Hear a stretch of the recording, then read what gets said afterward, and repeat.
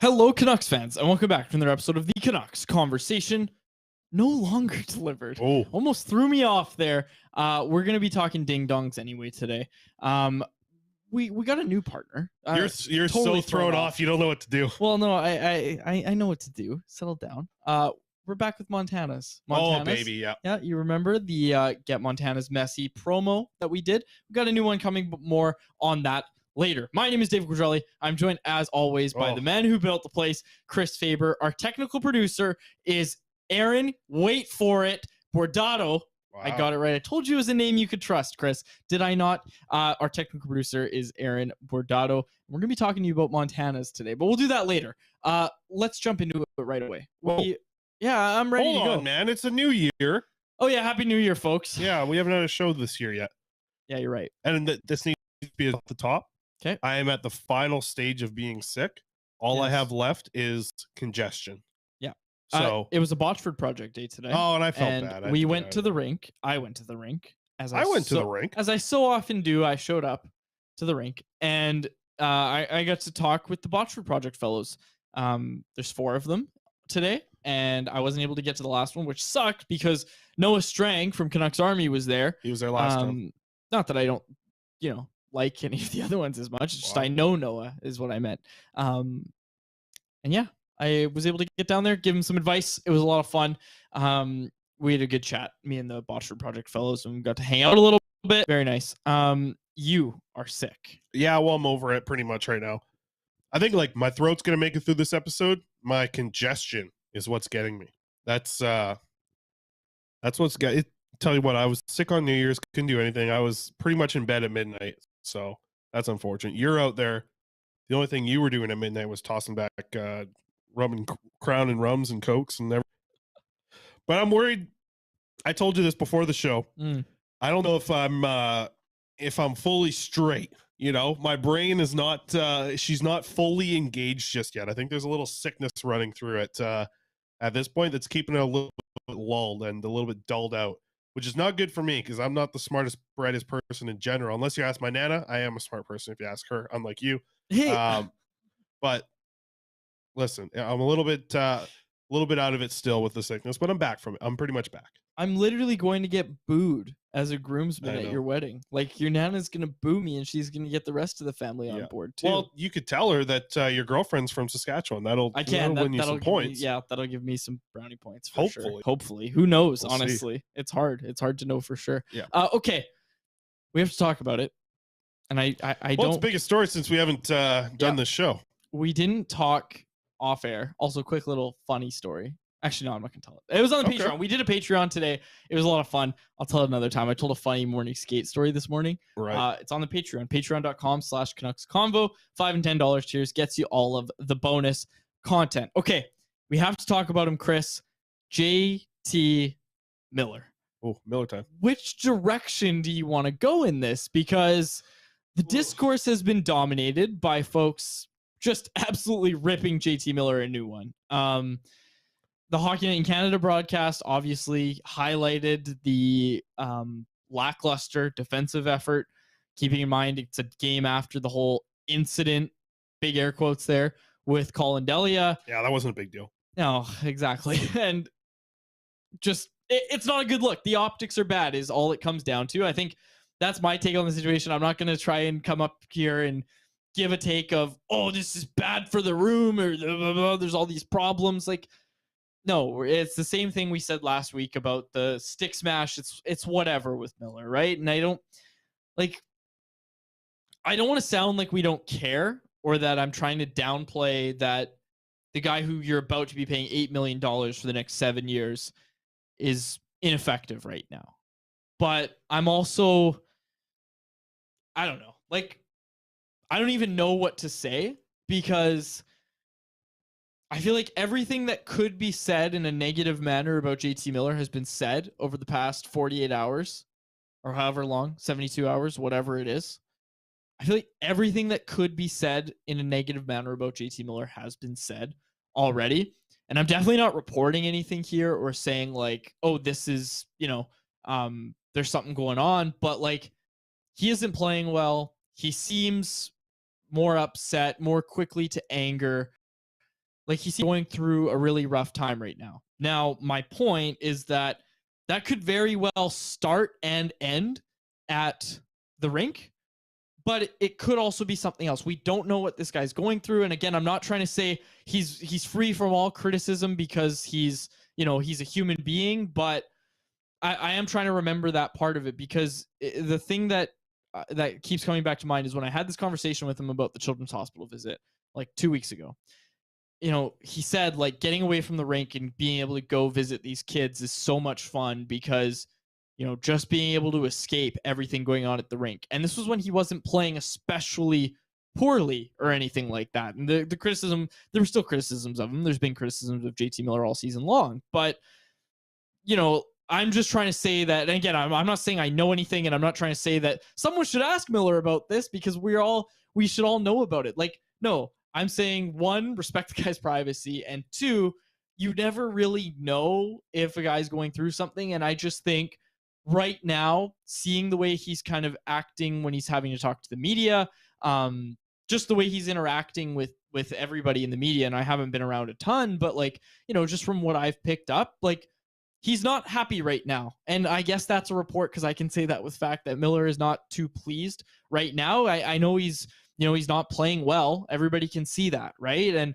I think, I just kind of wanted to point that out, that I'm not going to come on here and just keep ragging on the guy and say everything that's already been said, but repeat it louder. I'm just trying to say that, yeah, like, we've seen him struggle in the past, but he's also, I don't want to say he's remained positive, but something's just different right now. Yeah, he's been getting at least some sort of something out of it with the points and putting up goals, 99 points, being one, point per game with the Canucks at this point. It's not like he's dropped off that much from that level. And I get what you're saying with everything. It could be something away from the rink, but and I'm not trying to say like, trouble in paradise. No, but here's what I'm house. saying though, is it's not about, to me, it's nothing to do with how he's speaking with the media or his, the way that things are going with him as he's kind of giving interviews and stuff. It's more about the play on the ice, honestly. It's about these things where that too, not back checking, not, giving the full effort, emotion kind of coming out to play. And listen, when you have an emotional player, you're going to have a roller coaster, right? When things are good, you're going to love that player is emotional. When things are bad, you're going to not like that they're emotional. So it's a difficult ride to have with a player, because you want someone who's engaged. Bruce Boudreau said this the other day. You want someone who's, going to care about things a lot. And then, listen, just because JT Miller is showcasing his emotions more doesn't mean that he cares more than Elias Pettersson. Yeah, right. Absolutely. Like that's a tough thing, because yes, he's making it very obvious, but everybody cares just as much. Yeah. And that's the thing is, I just, I don't know. There's going to be a lot to say, and I'm going to point to individual instances. Yeah, that back check that Miller had, yeah, that's unacceptable, Chris. And I think everybody's already said that. And I don't think it's going to come as a hot take or something that I need to come on here. And again, I'm not trying to say that we're going to shy away from criticizing Miller. I just think it's been done so much already. And yeah, I don't see much value in it, to be quite honest with you right now. And again, I know sometimes people want to just come in and just absolutely rip a guy, but I'm not there yet. I'm not there yet. And I understand, I think what it really comes down to is it's not JT Miller's fault that the Canucks signed him to a $56 million contract. It is his fault that he's not back checking. But you know what, Chris? Yeah. He did this in 2021. And I understand this management regime wasn't here, but there are folks in that front office, very few, but there are folks in this organization, and it's also on you in the organization to do your due diligence on the player. Hey, maybe does this guy have a history of doing stuff like we're seeing right now? Yeah, he does. This didn't come out of nowhere. Again, like I said, I don't know if this is because media access was a little bit different in that 2021 season when we saw the frustration with Miller during the Canadian division, but it was never like this where Miller just seems so displeased anytime you see him speak. Yeah. But it doesn't seem like it. You could even see it the back and forth with Drance last year, where asking if everyone was bought in. That moment you could see already at that point, yeah, I don't know. The other thing is just the money that they've put into him is what they're giving to a center who's going to be a top 6 center for you Yeah. on the high end of a top 6 center, like more towards a first line center than a second line center for money. So it's so difficult because this contract hasn't even started yet, and it's going to be almost impossible to me. It's impossible to trade. I see Lisa in the chat asking to trade. It's going to be so hard because there's so much to go with him. And really good point in the chat from Kai Howard that I'm going to get to right now, because it is really what it comes down to is Miller's an amazing player to have on a contending team, but when he's on a heavily flawed team where he needs to be an all situational center, it's probably a recipe for disaster. Really good. We're really good seeing that right now, and great point, Kai, because that's what it really comes down to, Chris, is like, I think the displeasure from fans, and rightfully so. I'm not trying to say that Miller doesn't deserve to have this criticism. Well, in a way I am. Before you get to that, VR channel has one as well. Half the hate for Miller is simply the contract on this non-playoff team. So half the blame should go to Alvin. Let's not kid ourselves. And Lisa's got a good point. If he was performing better, I wouldn't be so anti-Miller. Right. He's got to perform because he's getting, and he's not even getting the $8 million yet that he's about to get next season. He's still making 5 something. The hate is only going to get worse. The fact that his extension hasn't kicked in is making it really hard for Canucks fans to be excited about what you're going to see moving forward here. And that's fair. But Rutherford's got points against it if you want to get to those. Well, we will in a sec, because what I want to say is just that, like a lot of the criticism right now for JT Miller is because fans look at this and they see Bo Horvat scoring whatever he's going to end up with, 50 plus this year. They see that and say, wow, because of this guy who's not back checking.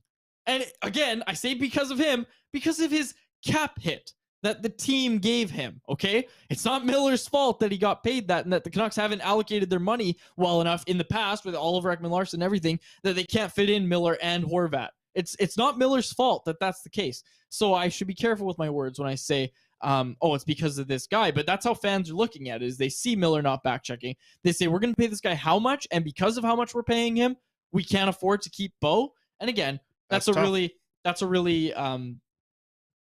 wide brush that I just painted the picture with. It is the biggest brush that's being used in the painting but as well. just to also clarify, the Canucks probably can extend Bo. It's just not going to be easy, and 2, I don't think they should with where they are in their competitive window. And I think that's what it comes down to. Elias Weed coming in here. I feel like that's a name that's trying to get me. But JT Miller's quote from yesterday, let me read it. I'd like to say that my lack of production is a compliment to me not cheating the game and playing the right way. Yep. Yeah, I'm sorry, but Miller at center, his defense has been abominable. It has been a struggle in the defensive zone when he's at center. I got these stats up here for you to read here, Quads. Look at this. So playing wing, JT Miller has done that for 279 minutes this year. Been on the ice for 11 goals scored, 13 goals against. Not great, but his expected goals is actually positive. His expected goals, so he's been getting a little bit of bad luck when it comes to shooting percentage and getting scored on as well. Here's the thing. When he's playing center, he's been on the ice for 4 goals scored and 11 against, and the expected goals of control that he should have is 31.4. So he's not a center. And you're paying a guy who's not a center now $8 million for the next 7 million years. Yep. It's not good. What did I say? I mixed it up there. I think I said No. You're on the right track. People $8 million for the next 7 years. Yeah, people know what you were trying to say. Okay. And you're paying him for 7 million years. There's not much else you can say about it. Like, it's a bad situation. It's a bad situation for Oliver Ekman-Larsson. Oh, yeah. And again, not for these players. Like, I'm sure they would like to not get criticized, of course. But look, like they're making their money. It's great that Jim Benning decided that this would be the case. And hey, it's not even just Jim Benning. Like, it's the organization, it's ownership. Like, they're the ones paying this contract, right? And now you've got 2 guys like that. Well, and again, like, I think Miller could bounce back. Like, I don't think he's gonna ever have a 99-point season again. But like, I don't know. I think like it's hard. It's gonna be hard to trade him, and the Canucks probably should have never signed that extension in the first place. Hindsight's 2020. But trading him at the deadline, we were both pretty saying like, hey, get this done. And you look back, and like we said at the time, that Lundqvist, Hedl, and a first, that's a fine trade return. Maybe you can get more at the draft, but if you didn't get more at the draft, you shouldn't have just said, oh, well, we didn't get what we wanted, so we're going to extend them. Like, it's very much in the camp of, I just think Rutherford couldn't see both of these guys walking, and he had to make a decision. Because listen, if you would have, I think if you would have thrown that 7x8 at Horvat in the offseason, he's probably taken that. His agent's probably like, yeah, hell yeah, let's take that for sure. You probably could have got Horvat for cheaper than the Miller deal. But are you okay with signing Bo to a 7x8? Like, I know if you would have been in the offseason, they would have got criticized heavily if they signed. If we're in a different universe where they did sign Horvat, and even if Horvat doesn't have the season this year, you'd look at that and be like, okay, he's the captain. He's going to be here for a long time. In this way, it just looks like there's such an investment of obviously money, but also just an investment of like this team's future in JT Miller's contract, which makes it really difficult to see, especially in the year, and this would have been before Horvat, like, started playing so well this season and scoring at the rate that he would have. So like, yeah, and Elias brings it up. It would have been cheaper than that probably.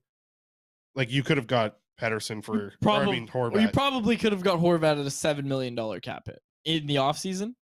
Yeah, it would have been in the sevens, I think. Yeah, like 7.5. You probably could have got like a 6 or 7 year deal at 7.5 done. Abominable.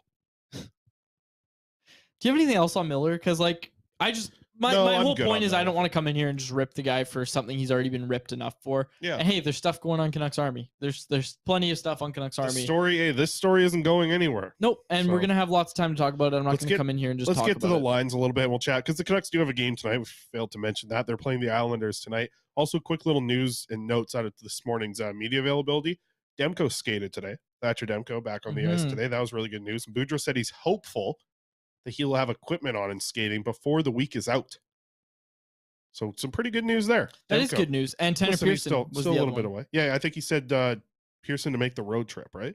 I think he said that he hopes that both of them can come on the road trip, but they're not expecting Demko back really anytime soon. So shakeups to the lines then. Yeah. Defense pairings, what do you think about those? I think this is the 6 they got to roll with for a while here, right? Just like Stillman quickly, and Burrows are clearly 7-8. Canucks go on the road on Sunday. Okay. So that's kind of what we're going to look for. They're hoping that Demko can wear pads by the end of the week. So we'll see. Cool. Go on. Sorry. Forward lines. Ilya Mikheyev, Bo Horvat, Brock Besser as one line. What do you think about that trio? Mikheyev, Horvat, Besser. I don't think we've seen a lot of that. I think that line is going to have a lot of speed because of Ilya Mikheyev. I think it's going to have some good two-way ability because of Ilya Mikheyev. I don't think it's going to be getting a ton of matchups because Bo Horvat and Brock Besser are on that line, and Bo Horvat doesn't do that anymore. That's the other thing. I wanted to bring this up about Miller. He's playing this shutdown role with Sheldon Dries, no disrespect, Sheldon Dries as his winger. He's a friend of the show. Yeah, I know, he's nice. And Connor Garland, no disrespect to Sheldon Dries. But again, like, Miller signs here for 7 years. You probably think he's going to play with someone better than Sheldon Dries. No disrespect to Sheldon Dries. And Connor Garland, too. Like, Connor Garland, I don't know. Connor Garland isn't this team's best winger. Garland this year has been one of the bigger flops that not a lot of people are talking about. Yeah. After what he did last year with the 5-on-5 points, Garland has been one of this team's biggest flops. Yep. And that's saying a lot off of the other players that have flopped here. We'll talk about it another time, obviously. Yeah, I think so. But I'm just pointing out, like, yeah, Miller's playing this shutdown role. And again, like his quotes yesterday, I know they don't read super well. And I know Rutherford's comparing him to Sidney Crosby. Did we even talk about that yet? No, we can hit that. Let's quickly talk about that. I got the Rutherford quote in front of me here. Let me go ahead, read it. I'll try and get through it. My voice, it's doing worse than I thought. He's very conscious and sure there are mistakes that are fixable and he's willing to do it. Sid Crosby has also been one of the great all-around players, but prior to winning back-to-back cups, his 200-foot game had to become responsible. Ooh. Nothing but facts, baby. Yeah, so well, the thing is, JT Miller about to get he does have the 8x7, right? So I mean 87 right there. He's pretty much Sidney Crosby. Right? Am I wrong? Yes, but also Sister's a witch. Okay. Yeah, like those quotes don't read super well. And I know that doesn't spark a ton of confidence in a fan base that is used to not having a lot of confidence brought into it. And again, when Rutherford came here, he said all of the right things. And that really got people, hopeful, right? Oh, yeah. Like people weren't some hope. buying That's in. The big you hope. That's what people needed hope. And right now, it feels like the Canucks are once again kind of in this hopeless state, right? And that's not a good place. That's not an organization to be in. That's not a good place for fans to be in. As fans of this team that watch, it's not a great place. Not a great place for them to be. Let's get to Nirav's comment before we get to any chance of playoffs. It says, I think Mikheyev should be playing on whatever line is considered the down line. Why acquire his defensive acumen just to play him with two mediocre defensive guys? It's a really good point, and it's why I think. Listen, you want to go with Elias Pettersson as your matchup guy? Keep Mikheyev there because he's going to help defensively, and he seems to work offensively. I don't know how much longer they can go without getting that line back together. I like the Kuzmenko, Mikheyev, Pettersson. There's a lot that works there. I was curious about this because Lane Peterson back with Andrei Kuzmenko and Elias Pettersson. Yeah, it worked well. And what I'm curious about, Chris, is this tells us a lot about matchups. So, Aaron, pull those lines back up because when we look at these lines, you can see which one is going to be the matchup line tonight. Yeah, for sure. It's going to be JC Miller again at center. Like, really? I didn't think so. I was thinking Horvat. I think you're going to see Miller playing against Matt Barzal tonight. No, I think it's going to be the Horvat. They just did it. That trio, Dries, Miller, Garland, was the line that was matching up. They were playing the hard match in the past couple of games. Yeah, I don't know. That doesn't fit Bruce Boudreau's mantra to me. Okay, well, hang on a sec because I don't think they're putting Layson out there to go shut down Matt Barzal. I think that's why I think it's Mikheyev, Horvat, and Besser getting. You think Horvat and Besser are getting that match? Yeah. Well, look at the other lines. Do you think Dries and Garland are getting? They've just been doing it, and they're not changing that line. I think the fact that they changed the other lines, what I would have liked to see. I think we're gonna like what I'm trying to say. I think this is a great idea that they're hard matching Miller. What I'm trying to say is Lane Peterson being on the line instead of Ilya Mikheyev tells me that they're not thinking that the Pettersson line is going to be a matchup line.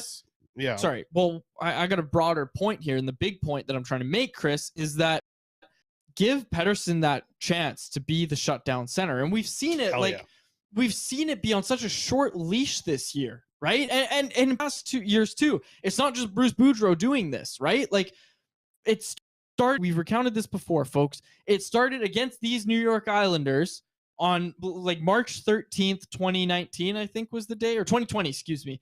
Right before the world shut down. It was the last game. It was a 5-4 shootout win. I met my fiance that night. Elias Pettersson versus Matt Barzal. That was the biggest thing that happened in Chris's life that night. Was Elias Pettersson did a matchup. You're trying to get me in trouble again. I'm going to get booed by the other side at the wedding. Now you got Nikki's family against you too. In all seriousness, though, like that was the time when he first got that chance as a shutdown center. This year, we saw it a little bit, and then he had that -5 effort where he was in a shutdown role, but he got just absolutely overmatched, right? Had a -5 game, didn't talk to the media after the game, and then basically after that, didn't really do the shutdown role after that, and didn't really get, Yeah, you're right. Nobody's really talking about it. No, he's not going back on the horse ever. We haven't seen it since. And I want to see him hop back on that horse. But that's what I see from these line combinations, is that you can see, like in practice, what Boudreau's going to do with his top six matching up against other teams' top six. Look, tonight, Pettersson's in a third line role. Like, that isn't just what we see at practice. That is what I think he's going to play. We saw it a couple nights ago. Pettersson was moved up to the second line, played in a top six role against other teams' top sixes. Yep. If you can get the advantage to go with Pettersson against other teams' third lines, you're going to win that matchup. And I think Bruce Boudreau right now is just looking at where he can win matchups up to this point in the season, to be honest. Yeah, absolutely. And I think that's kind of the big thing to pay attention to, right? Is where can we win the matchups? And again, it'll be interesting to see. Obviously, recording this on Tuesday, it'll be dated for those on the podcast that listen a day later. We'll see who's right about the matchups tonight. I think it's going to be Miller. I think you're going to see Miller in that shutdown role. Which, hey, like, that's in defense of JT Miller. I know you're not saying it's the right. It's just what you think you're going to see. Yeah, exactly. I don't think so. I think Horvat's going to get that run. Okay. All right. Any chance of the playoff squads? No. Let's get to it. We got the schedule coming up here for January. We can pull this one up here, Aaron. What it looks like coming up here, it is going to get busy. Tonight's probably the easiest game of the next. Don't be laughing at me. I seen you over there chuckling. I voice cracked. I wasn't laughing at you. I had a hiccup. For easiest game in the next 3 weeks is tonight. Am I wrong? Tell me I'm wrong. No, you're right. Like, they need to win this game if they want to have a decent January. Decent, not good. Decent. If they want to have even anywhere close to a winning record in January, they need to win tonight. Yeah. This next run of games, these next, 9 games? 10 games here. Yeah. The next 9 after this one are the big ones. You got to win 5 of those, and you're going up against top teams in the league. So, and just to, for those on the podcast. Back to my question, is there any chance of the playoff squads? We're gonna find out this month. I'm gonna say And no. you'll know right by now. the 21st of January. Yep. By Yep. midnight strike on the 21st. Well, it'll be really funny if they win against the good teams and then Chicago, Seattle, Columbus. And Seattle's good. Don't get me wrong. Sure. Seattle's a good team. But if they lose, if they just fall to Chicago, Seattle, and Columbus, that would be the most Canucks thing, is get everybody believing again, because you beat the likes of Colorado, Winnipeg, Pittsburgh, Tampa, Florida, Carolina, Tampa once again, and then Colorado and Edmonton. Listen, man, a pair of back-to-backs against the Panthers and Hurricanes. What are the Hurricanes on, like a 10-game win streak right now? The Avalanche and Oilers back-to-back nights. Oh God! And you look, the Avalanche are banged up, but they're still a good. I gotta start team. putting in my holidays here pretty quick here, and this looks like a good week. It's gonna be I think that's gonna be But then again, you said it, like the Canucks could go off and win like 7 of these games, and that's just the way this team is, right? Like you don't know when this team's gonna win or lose. I think that's the thing that concerns a lot of fans, because I was just recently talking about this with someone, when just the fact that if this team goes on a run in January, like, would it surprise anyone?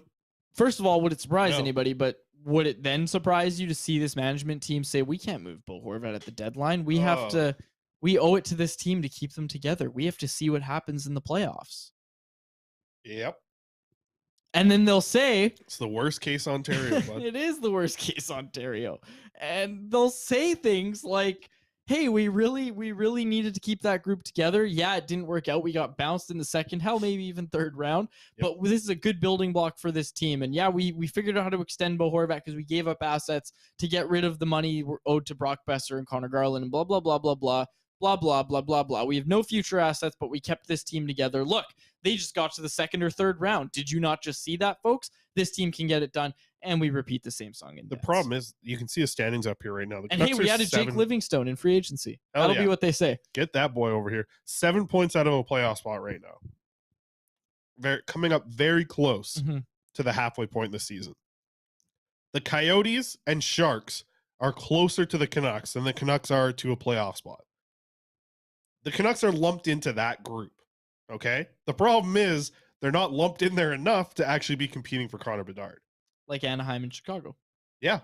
The Canucks you need to finish the premier bad team. Yeah. They're one of the best bad teams that we've seen in the league for the last 5 years. They're an excellent bad team. They're like top tier, they have cup contending bad team. They have these great players. Yeah, right? They're the best non-playoff team in the league. Absolutely. Right? Like they are. They're the best non-playoff team in the league. Yeah, exactly. And what a crappy spot. Someone in the chat jumped in. Yeah, Knucklehead said it's like a poopy wooden roller coaster. Yeah, well, that's the thing. Knucklehead said it's the weirdest team ever. Why does it feel like every game, every week, every month is season defining? Exactly. Yeah. Like, it's such a good point. And I think that's why I'm not wasting energy ripping on JT Miller today. It'll happen, folks. I promise you it'll happen at some point. But I'm not jumping into this discourse just bringing the Miller's on for this many goals against. Here's the other thing, the Demko return.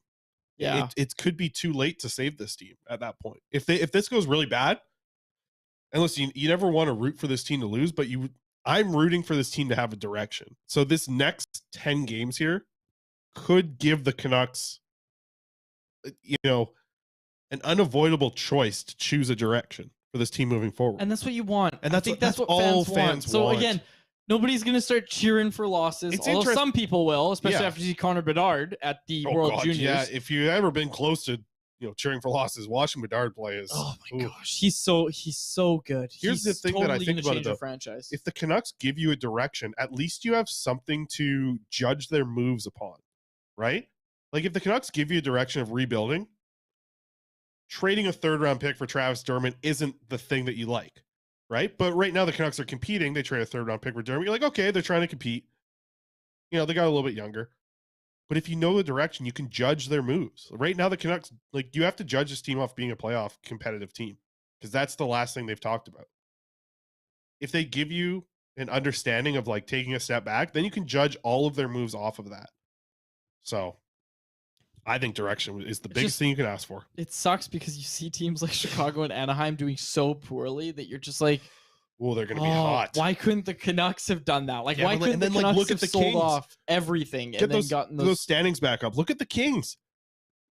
the Kings are rolling, man. Back into second place in the Pacific. They're starting to pull away a little bit. And think about how good they did of just loading up on picks, selling, adding things. Like, again, it goes back to this idea of just teams that were worse than the Canucks for a year or two starting to lap them again. And the Winter Classic just happened, and you see what the Boston Bruins are still doing with their 2011 core. And I understand it was younger than the Canucks core, but you see what they're still doing with their core. And they never went through this lull of being, oh, we're not going to be competitive or we're not going to be able to compete. Like, it's just, Lisa's got it. If the Canucks get Bedard, it will be a miracle. If the Canucks get Bedard, they'll make a freaking movie about it. If the Canucks get Bedard, they'll make a goddamn movie about it. Okay, and here's the other thing I wanted to bring up before we get to Abbotsford here and close out. Oh, good stuff. But yeah, my voice is good. You're going to have to carry the Abbotsford stuff. Yeah, I got a lot. Good luck. I wanted to quickly get this in.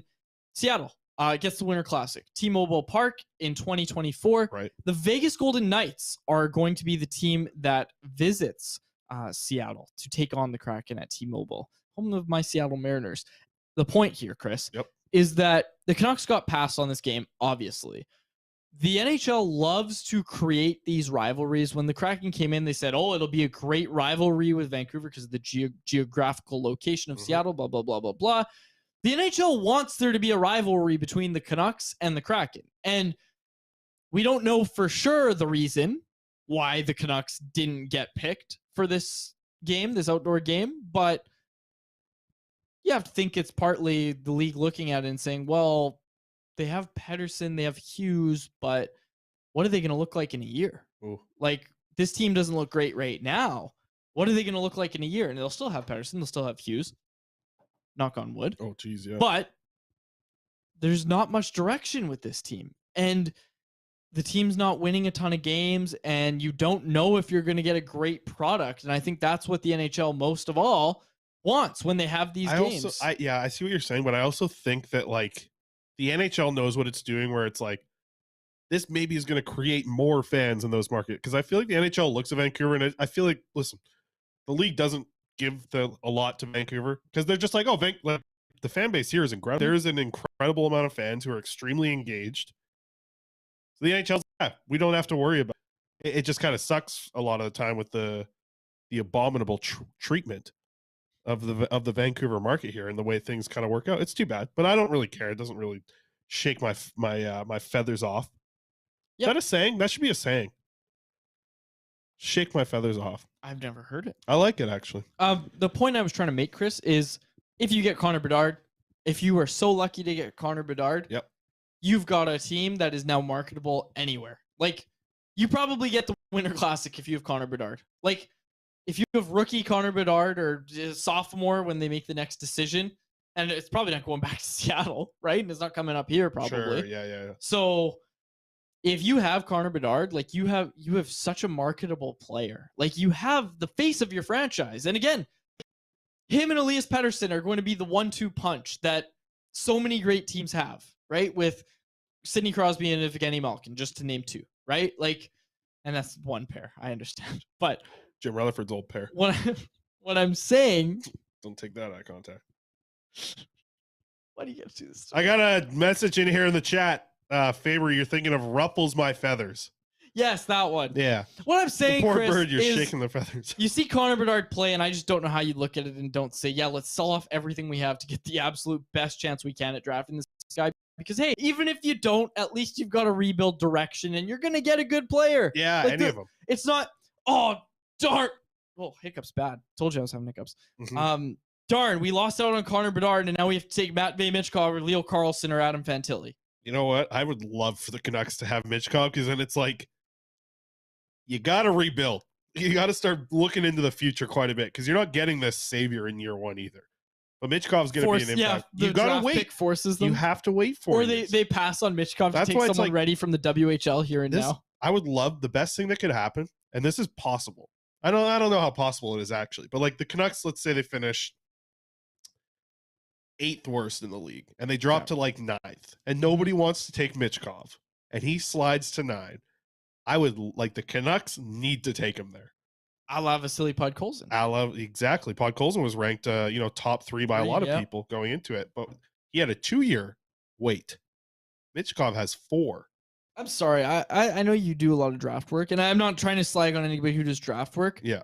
I am so done getting excited about first overall picks that don't deserve it. Like, remember I even said to you, not this year. A little, no. be careful. Connor Bedard deserves it. So do some of these other guys as well. You're I the first guy to come out. Bedard's overrated. No. Oh, yeah, see people complaining about his defensive game. It's gonna be a fourth line winger. The people complaining about Bedard's defensive game because of that turnover that led to the second Slovak goal. Regardless, what I'm trying to say is, like, I'm watching Alexis Lafreniere, and we didn't even talk about this. Dollywall reporting that the Canucks are interested in this player and have called in. I talked to someone else, and he basically just said, like, everybody's called the Rangers. Yeah, and I'm not trying to discredit Dollywall's report, because there's checking in, and then there's also having interest, and then there's also kicking tires. There's a whole bunch of different ways to put it, but ruffle some feathers. Shake some feathers, like you said. Shake the bird. Teams have varying levels of interest, and I think the Canucks are a little more interested than other teams. My point here, Chris, is I wasn't excited about Alexis Lafreniere. I wasn't excited about Shane Wright, and I remember you telling me, I was like, I don't think Shane Wright should go first overall, and that was a hot take at the time. What happened? You didn't go first overall. I don't do victory laps around that much. No. I should. Well, you do enough the quads plan. Knucklehead said they found this in the quads plan. Take Mitchkov first overall. Pass on that overrated Bedard kid. Force yourself to wait. You have to. I see somebody in the chat has guessed my word of the day from my. I've been trying. I got my word of the day thing. Look at this, 365 words of the day. We should do that as a thing on each show, and you say it the next day what yesterday's word was. No, but people can guess it in the chat. True Sight, they nailed it. Today's word of the day is abominable. Yeah, Faber got a word of the day calendar, folks. This is our lives now. Yeah, so I'm going to try and fit the word in every day and sound a little bit smarter, but I think I screwed it up a few times, and my sinuses aren't helping. The way I've been saying abominable. But you screwed it up. You couldn't say it at the start of the show either. Yeah, I couldn't. Abominable. Yeah. Abominable. Okay, enough. Abbotsford. Let's move out to the Valley, folks. All right, let's get last night's stat line up here. Just anyways, this gave them a 5-game winning streak for the Abbotsford Canucks. This is from their Twitter account over there. Look at the names here, quads, on the goal scoring. Hoglander scores a second in 2 games. Tristan Nielsen scores. Klimovich scores. Amon with a pair. Klimovich scored 6. Oh, no, it's on the season. Well, your boy RDC loves too. He's been playing really good. Yeah. But look at that. Look at the goal scorers. You love to see this on your AHL team. Yeah, you absolutely do. And again, we talked about Niels Amon going down and what that means for this team, both at the NHL and the AHL level. And Niels Amon's playing on a line with Linus Karlsson, Swedish line, baby, and Niels Hoglander. And we're seeing him have kind of some success as a scorer. And again, I'm not trying to say that fourth liners grow on trees. NHL players don't grow on trees. But this organization would benefit a lot more if Niels Amon could turn himself into a third line center that has a bit of a scoring touch, right?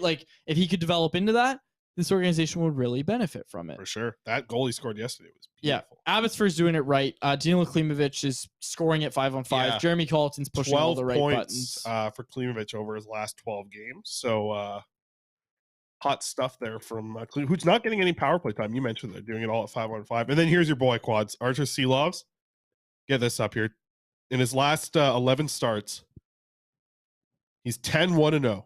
He's also 21 years old, second in with 13 wins. Man, you're just battling through it, eh? I'm fighting through this one, yeah. Everything, today I woke up and I felt better. Went to the rink and things went downhill. I left. And even on the show today, now I'm feeling it. Yeah. Yeah, I'm feeling it at the end. You had your own little home remedy. You were eating the spicy. Oh. Yeah, that was really I normally do a couple drops of this hot sauce in there. I did the full package today. Really? Ooh. Wow. There it is right there. Yeah, those bodily sounds. Right ugh. Oh yeah. ASMR. I was if I get really close to the microphone, touch my lips on it. All right, I'm sick. Let's well, I got something to say about it because you're eating this hot sauce and I was just watching you and I was like, what's gonna happen later? Oh, I didn't even think about that. You're burping. Yeah, I thought about driving. I didn't think about putting it in reverse. But I guess we'll find out in a couple hours. That's what you're getting at, right? It was what I was getting at. All right. No prospects report. Let's get to our bets. Okay. Betway. Our bet of the day today. And sorry, Abbotsford, they play again tomorrow. Then they're back home on the weekend. Hopefully I'm good and healthy for the weekend there. I'd love to get to Abbotsford chats with some of the guys. You want to do the bets the day today, Quads? Yeah, sure. Okay, Sure, over at let's see if Betway, JT Miller or Ilya Mikheyev. It's harder than it looks, isn't it? To score 1+ goals at -150. A $10 bet gets you $16.66 on your return. The other one, the New York Islanders to win on the money line, along with over 6.5 total goals, and Elias Pettersson to score a goal, plus 700 odds. $10 bet gets you $80 in return. Play responsibly if you choose to do so, folks. Over at Betway, must be 19 plus to play. Sorry, I just took a peek at tomorrow's don't day. Say it. We'll say it on the show. I know, but that's going to be the easiest word because I have never seen that word in my life before. Yeah, I hadn't even seen that word. Oh my gosh. What is that word? Don't say it out loud. But No. I mean, people will know now when they watch tomorrow. Yeah, if people miss this tomorrow in the show, they won't miss y'all are out to lunch. Because we're going to have to take a deep breath and my gosh. Read it, I thought the words were going to be like pretty okay-ish. Yeah. That word's ridiculous. Yeah.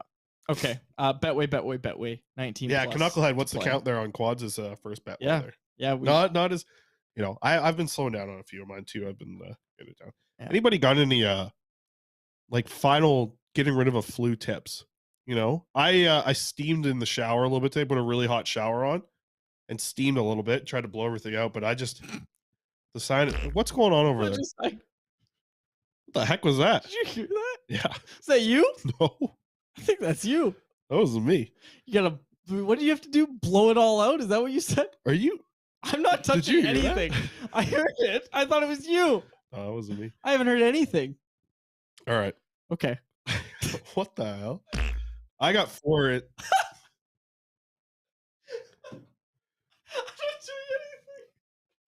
I think that's Aaron over there. I think producer Aaron's having a little fun with you. Yeah, I guess so. All right. We're listening for it now. Sweat it out. Vicks Vapor Rub. I got that stuff, so yeah, I'll be on that. You're rattled after those sounds. Well, I thought it could have, but I don't think it was. Wouldn't be the first time. Okay. We'll wrap it up there. For my co-host and our technical producer, excuse me, jeez. I forgot his last name again. No, Aaron Bordato. That's it. They're calling Gassy Aaron over there. Technical producer Aaron Bordato. My name's David Quadrelli. Thank you so much for listening to the always mature Canucks Conversation. Thanks for listening to Canucks Conversation, delivered by DoorDash. Hit the subscribe button to never miss an episode.